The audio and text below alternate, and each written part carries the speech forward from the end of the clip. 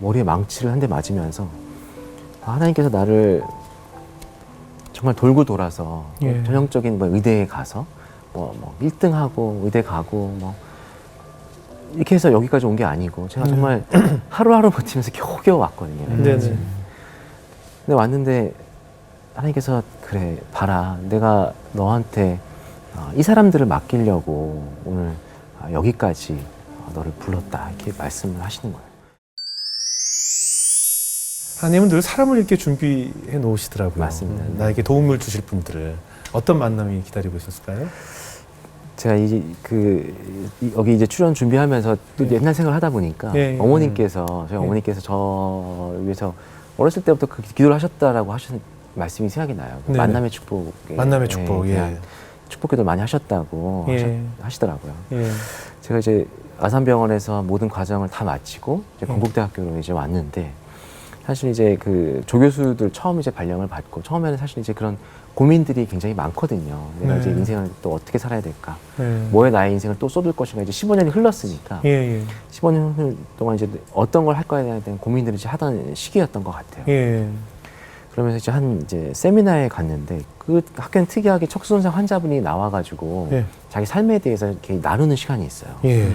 저도 이제 신경성 방광, 척수손상 환자들을 만나긴 했지만 네. 그분들의 삶에 대해서 생각해 본 적이 사실 없었거든요. 네. 근데 이 한 분이 나와서 얘기를 이제 하시는데 굉장히 아리따운 여성분이셨어요. 네. 그분도 이제 사고를 당하셔서 네. 척수손상을 입고 평생 이제 휠체어에 살게 된 거죠. 네. 대부분 척수손상 환자분들이 그렇습니다. 굉장히 열정적으로 인생을 살다가 갑자기 큰 사고를 당해서 젊은 나이에부터 휠체어를 이제 타게 된 경우들이 많으시거든요. 예. 그분도 발레리나 하셨대요. 아. 그분이 이제 휠체어를 타고 사시게 된 이야기를 쭉 하시는데, 거기 이제 의사들이 한 100명 있었어요, 교수들이. 근데 비뇨기과과 의사가 저밖에 없었거든요. 네. 근데 그분이 자기 얘기를 하시면서 예. 내 소원이 뭔지 아세요? 그러는 거예요. 근데 저는 그냥 마음속으로 일어나서 걷는 게 소원이시겠지. 네. 다들 그렇게 하셨죠. 네네. 저도 그렇게 생각했어요. 예. 근데 이분이 내 소원이 지금 일어나서 걷는 게 소원이 아니고 예. 오늘 해결하지 못한 나의 소변 문제를 해결하는 게 자기 소원이라고 그러시는 거예요. 아, 소변을 보는 것이 소원이라고? 그렇죠. 아까 처음에 말씀드렸다시피 척수손상 환자분이 소변이 마려운 느낌이 없고 아. 소변을 보지를 못하기 때문에 네. 이걸 제대로 이제 치료를 못하면 소변이 계속 새요. 계속 젖는 거죠. 그러니까 젊고 아리따운 분이 그러니까 소변이 계속 젖으니까 소변 냄새가 난다고 생각을 하니까 바깥 출입을 못합니다. 그리고 방광에 염증이 계속 생겨요. 그러다 보니 이제 콩팥이 망가지거든요. 그러니까 이런 소변은 생각해 보시면 대변 사실 하루 안 봐도 안 죽잖아요. 소변 하루 안 보면 응급실을 가야 됩니다. 그렇죠. 그러네요. 하루 6번, 8번 보던 소변을 못 보게 되고 느낌이 없어지니까 이게 문제가 너무 심각한 거예요. 근데 척수 손상 이후에 척추에 대한 재활 운동도 하고 하지만 방광은 신경을 안 쓰죠. 그렇죠. 그러다 보니까 이분이 이제 이게 너무 힘든 거예요. 예. 나도 나가서 일도 하고 싶고 사람도 만나고 싶지만 해결이 안 된다. 내 소원은 방광 문제를 해결하는 거다라고 말씀하셨는데 제가 그 순간에 머리에 제 망치를 한 대 맞은 것 같았어요. 제가 15년 전에 그 하버드에서 그 사람을 만나서 내가 하고 싶었던 게 이거였구나 하면서 그때 가슴이 뛰었던 막 설레었던 그 느낌이 다시 느껴지는 거예요.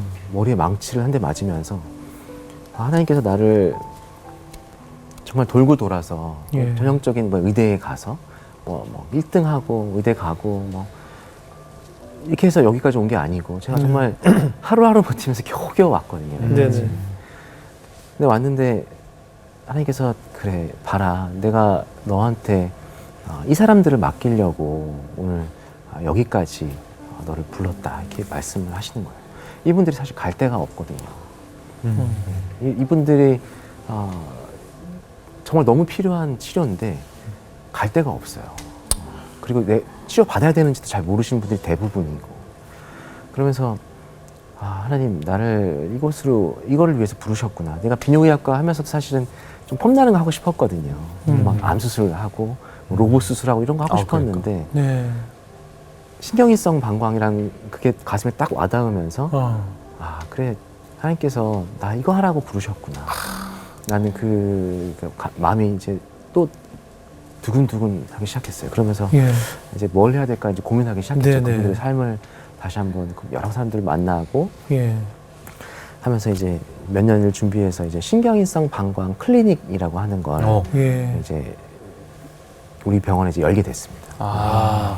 저 굉장히 낯선데 그게 그가 있었나요? 그러니까 신경인성 방광이라고 하는 것도 사실 그 척수원상 환자분들도 약간 낯설기도 하고 이 클리닉이라고 하는 건 사실 더 낯설죠. 그러니까 우리나라에 처음으로 연 클리닉입니다. 우리나라 처음으로. 기존 병원에서 비뇨의학과에서 다루지 않고 비뇨의학과에서 다루는데요. 예. 이게 어떻게 생각하면 쉽게 말씀드리면 이게 돈 되는 질환이 아니에요. 그러니까 그렇죠? 그러다 보니까 그리고 치료가 굉장히 좀 복잡해요. 진단도 굉장히 어렵고 이 환자분들에게 맞는 치료를 해드려야 되는데 그러니까 한 환자에게 시간이 좀 많이 그렇죠. 할애가 되니까 그러다 보니까 개인 병원에서는 이게 환자들을 치료할 수 있는 여건도 잘 안 되고 그럼 대학병원에 그러면 큰 대가라고 하는 분들 우리가 흔히 말하는 그 큰 병원에는 이미 환자분들이 막 100명씩 줄 서 있고 그러니까 이분들이 휠체어를 타고 들어가서 충분한 시간을 가지고 대화하고 치료받을 수 있는 여건이 사실은 없는 거예요. 이분들이 또 막 뒤에 막 그렇죠. 몇십 명씩 서 있으면은 자기가 들어가서 하시는 게 또 굉장히 꺼려지신다고 하시더라고요. 그렇죠. 또 그분들을 또 그렇게 타고 들어가서 하시는 것도 그분들 그러다 보니까 그분들이 병원을 더 안 가시는 거예요. 그래서 그 병원에서 허락을 해주나 봐요. 따로 클리닉을. 글쎄 사실은 이제 안 되는 건데 제가 예. 뭐 사실 저같이 쪼무레기 의사가 뭐 병원에 뭐 하겠다 이게 하는 게 사실 그 안 되니까 제가 이제 기본 저의 진료 말고 하나를 더 열겠다고 한 거죠. 제 열정 페이로 말 그대로 하나 더 열어서 할 테니까 대신에 여기는 30분 진료를 하겠다. 한 환자당 30분씩. 한 환자당 30분. 왜냐하면 이건 필요하니까. 그리고 척수손상 환자들에 대한 신경이상 방광만 예약을 받겠다. 30분 보겠다. 그러니까 병원에서는 뭐 손해 보는 게 아니니까. 네가 하겠다면 해. 그래서 이제 뭐 쪼무레기 의사인데 클리닉을 하겠다고 하니까 흔쾌히 도와주셔서 병원에 이제 그런 클리닉이라고 하는 거를 열게 됐죠. 그게 이제 또 최초로 생긴 거면은 이게 이 본점이 장사가 잘 되는 거 아니겠습니까? 그렇죠. 그러니까 그러면 되게 성업했겠네요. 저도 사실 그럴 줄 알았는데 계획대로 안 되더라고요. 또 계획대로 안 돼? 저는 이제 부푼 가슴을 안고 이제 막 하나님께 난 사명을 받았어. 이게 나의 콜링이야 하고 말 열었는데 아무도 안 와요. 안 와요? 이렇게 허락받았는데 아무도 안 와요? 그러니까 이게 사실 또 그분들이 오는 것도 사실 너무 힘들다 보니까 오는 게 그분들도 엄두도 안 나고 그러니까 이런 게 있는지도 잘 모르고 거기 있는 줄 모르니까. 그래서 처음에는 아무도 안 오시는 거예요. 혼자 앉아 있고 말 그대로 팔이 날렸죠. 그래서 이제 처음 이제 그러다 이제 한 분씩 두 분씩 이제 오시기 시작 이제 했는데 제 딸은 이제 의욕도 앞서고 막 이러다 보니까 어느 날은 이제 병원 법무팀에서 전화가 왔어요. 교수님 고소당하셨으니까 경찰서 가셔야 되겠다. 왜요?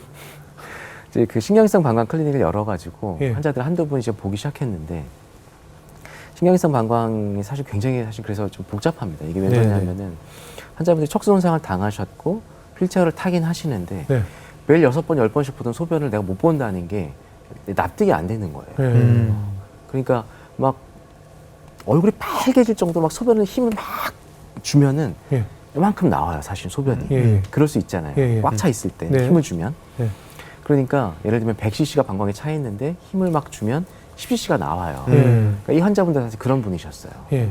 그러니까 저한테 와서 진료 받으면 100cc 차 있다는 거 10cc 보던 걸 한 20cc는 볼 줄 알았는데 근데 이분들이 10cc를 보면서 평소에 계속 소변이 젖어버리거든요. 그러니까 이렇게 치료하면 안 되고 방광을 안정을 시키고 자가도뇨라고 하는 자기 손으로 이렇게 소변줄을 넣어야 돼요, 자기가. 하루에 4번에서 6번 정도를. 그러니까 쉽지가 않죠. 받아들이는 게 너무 이제 충격적인 거예요, 사실. 이렇게 하셔야 된다.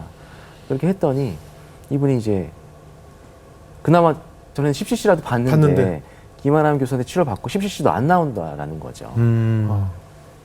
그래서 고소를 하신 거예요. 이 인간 때문에 나 소변 못 보게 됐다. 어떻게? 그래서 이제 경찰서를 가야만 해요. 사실 이렇게 이제 호수장이 접수됐으니까. 접수가 됐으니까. 막막한 거죠, 사실은. 이게 왜냐하면 제가 이제 지난주에도 저희 의대생들한테 신경이성 방광 강의를 했는데 의대생들 잘 못 알아듣는데 저희 레지던트 그러니까 전공의들한테 이제 강의를 막 하고 해도 막 어려운데. 그렇죠, 어려운데 이거를 형사분한테 가서 이제 설명을 해야 되는 거예요. 이거에 대한 조서를 쓰는데 4시간, 5시간이 걸리고 제가 왜 이렇게 치료를 했는지에 대해서 설명을 해드리는 게 6시간이 흐르더라고요. 그분도 사실 너무 힘드시고 중간에 계속 담배 피러 나가시더라고요. 너무 스트레스 받지 못하겠다고. 담배 피서 무슨 생각했는지 그러시면서 6시간쯤 되니까 이제 좀 이해가 된다. 그래요? 그래서 6시간 돼서 이제 한 박스를 들고 이제 경찰서를 나왔어요. 그러니까 사실 저도 이거 못하겠다. 네. 혼자도 사실 오지도 않고 예. 몇 명 치료 안 했는데 경찰서 가고 그렇죠. 그냥 속된 말로 그냥 때려치워야 되겠다. 너무 힘든 거예요. 마음도 몸도 예. 너무 힘들고 환자도 안 오고 예. 그러면서 이제 그 머릿속에서 이제 그러면 연구라도 해야 되겠다. 예. 신경이성 방광에 대한 연구를 해야 되겠다 하면서 그때 이제 하나님께서 이제 신경이성 방광 모니터링 패치에 대한 아이디어를 그때 주셨던 것 같아요. 오히려 선물로 주셨는지 그 고소 모르겠는데. 사건으로 인해서 아이디어가 떠올랐군요. 그러니까 환자도 안 오고 네. 뭐 그러니까 예. 혼자 앉아가지고 팔이 날리면서 뭐 할까 좀 고민하면서 그 아이디어가 네. 떠올랐던 것 같아요. 사실 얼마나 말은 그렇지만 얼마나 억울했겠어요. 내가 사실 나조차고 한 것도 아니고 많은 사람들에게 나는 비전을 받았다라고 생각해서 시작을 네. 한 일이었는데 고소까지 당하고 했는데 그때마다 나를 좀 버티게 해준 힘이 되는 것이 있었다면 무엇이 있었을까요? 아까도 잠깐 말씀드렸다시피 제가 지금 막 공부도 잘하고 머리도 좋아서 막 의대 가고 의대에서 공부 잘해서 막 교수가 되고 이런 거랑은 전혀 거리가 먼 사람이었거든요. 예. 뭐 하루하루 버티고 하나님 은혜로 그냥 그렇게 살아왔었던 것 같아요. 근데 산 넘어 산이라는 얘기 혹시 아시죠? 그렇죠. 의대생들 저희 사람들은 뭐라고 하냐면 산 넘어 똥밭이라고 하거든요. 왜냐하면 의대 그 의학전문대학원 시절도 사실 너무 힘들어요. 그렇겠죠. 공부도 너무 힘들고 그걸 졸업하면 이제 전공의 과정이라고 하는 걸 해야 되는데 한 100배 더 힘든 거예요. 학교 다닐 때보다. 네. 그러니까 극기 훈련을 한 4년, 5년을 하는 거니까. 그러니까 너무 힘들고 근데 너무 힘든 데다가 아산병원이라고 하는 너무 큰 병원에 가서 또 수련을 받다 보니까 환자도 너무 많고 안 좋은 환자도 너무 많고 예. 마음속으로도 너무 힘들고 그렇죠. 그러니까 또 나이도 많아서 가다 보니까 윈년차들도 다 저보다 어린 거예요. 다 뭐 동기들도 다 어리고 다 막 쌩쌩 날아다니죠. 막. 근데 저는 막 맨날 힘들고 머리도 잘 안 돌아가는 거 같아요. 그래서 자존감이 또 이제 땅굴을 파기 시작하는 거죠. 그렇게 하루하루 버티고 그냥 퇴근할 때 이제 새벽에 일이 시작해서 새벽에 일이 끝나니까 그냥 운전대 잡고 거의 매일 울었던 것 같아요. 하나님 나 이렇게 능력을 안 주실 거면 나를 여기 왜 보내셨나. 몸도 너무 힘들고 머리도 잘 안 돌아가는 것 같고 그러면 나 그냥 편한 거 시키시지. 막 그 운전대 붙잡고 그냥 매일 울고 또 새벽에 오고 또 출근하고 그냥 와이프한테도 그리고 그때 이제 결혼했었거든요. 예. 전공이 집에 못 가는 거예요. 집에 일이 안 끝나니까. 의사들 레지던트 시절에 다 여기 칫솔이 여기 가운에 다 꽂혀 있잖아요. 다 그런 시간을 보내는. 그러니까 그 시간도 너무 힘들고 막 그 인격적인 그런 모독도 많이 받고 그러다 보니까 거의 그냥 땅굴을 파기 시작했는지 또 끝없이 이제 내려가는 거죠. 너무 힘들고. 근데 그 제가 이제 광야에 20대의 시간을 보내면서 하나님께 나를 왜 이리로 부르셨는지에 대한 이제 확신이 있고 내가 가야 될 길이 이 길이라는 거에 대한 확신이 있었기 때문에 그래도 그 시간을 좀 지나올 수 있었던 것 같고 또 아까 그런 고소도 당하고 힘든 시간이 지나왔지만 또 예전과는 좀 다르게 그래도 하나님 믿고 하나님 나를 인도하실 거라는 거에 대한 확신을 가지고 있었기 때문에 그래도 20살에 나에게 주셨던 내가 이 시간을 또 지나면 정금같이 하나님께서 나를 또 쓰실 거라는 그 믿음이 조금 있었던 것 같아요. 그렇죠.